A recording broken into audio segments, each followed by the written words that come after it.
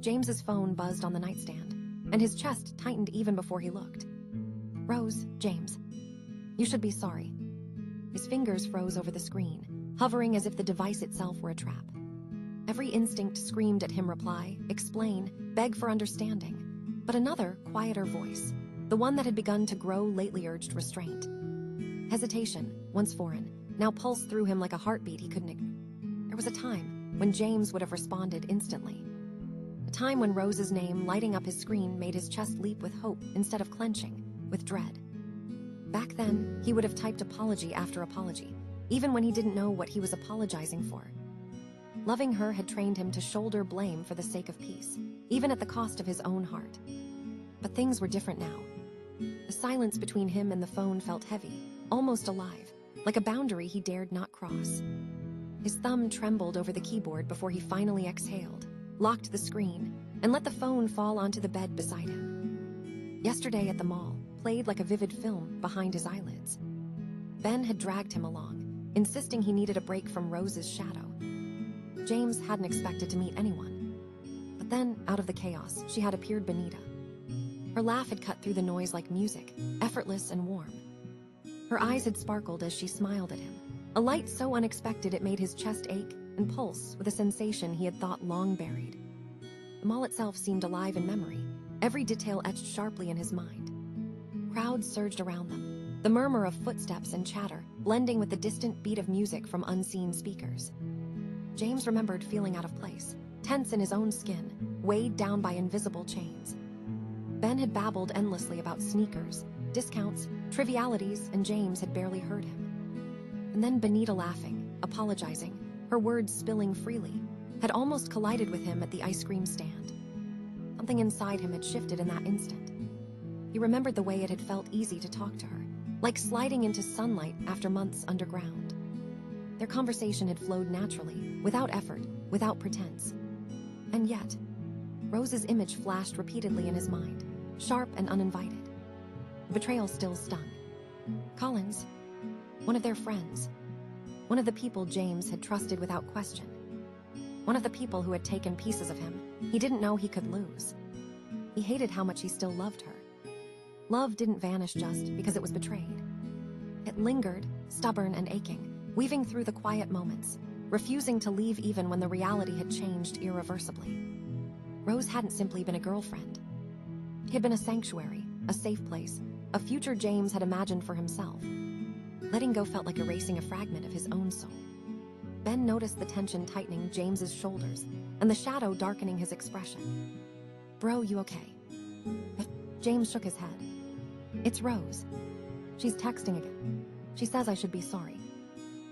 Saying it aloud made the absurdity sting. Sorry. For what? For feeling hurt. For finally stepping back. For not pretending everything was fine when it wasn't. Ben shook his head sharply, eyes firm. Sorry. For what man? She cheated. You don't owe her a thing. And remember you met someone yesterday, someone who actually makes you alive again. James's stomach clenched, heart thumping at the memory of Benita.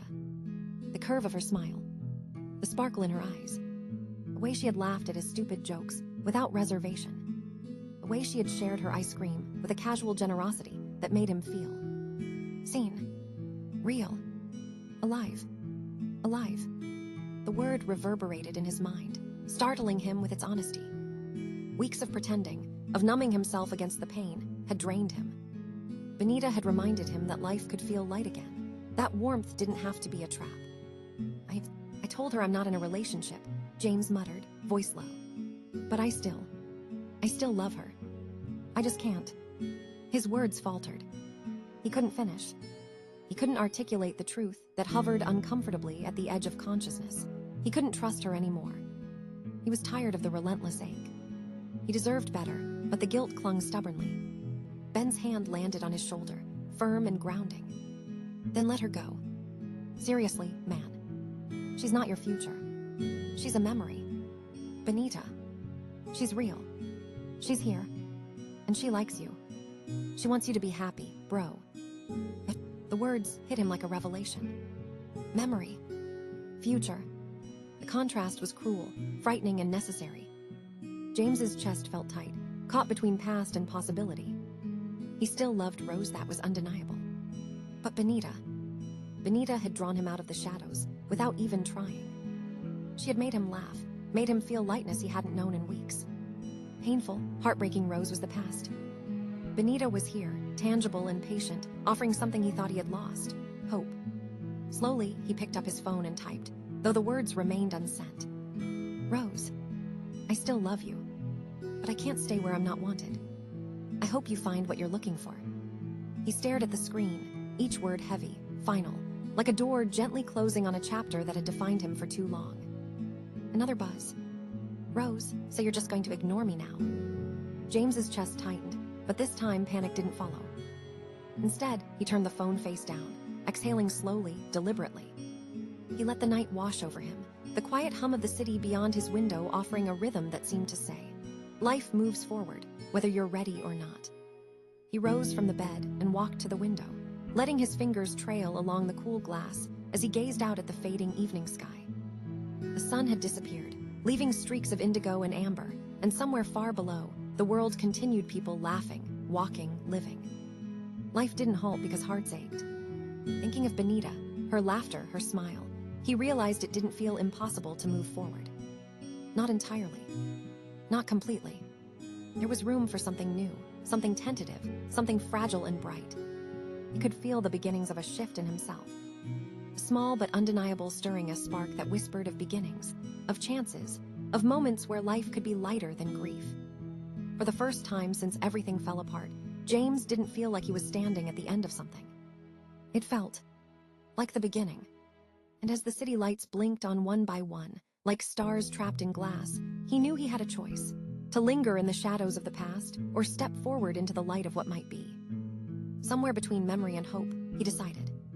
The future, for the first time in months, felt like something he could reach for,